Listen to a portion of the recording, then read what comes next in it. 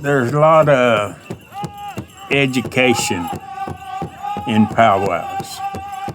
There's a lot of respect.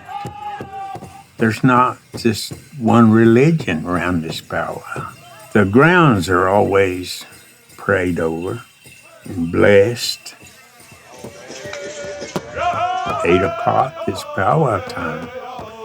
If you got a bunch of dancers, you're going to have a powwow till midnight. Tell you everything's over. There's a close feeling that comes between y'all. It's a good feeling there. Happy feeling. They have a good time. You know, a lot of people looks at me and says, "You done good."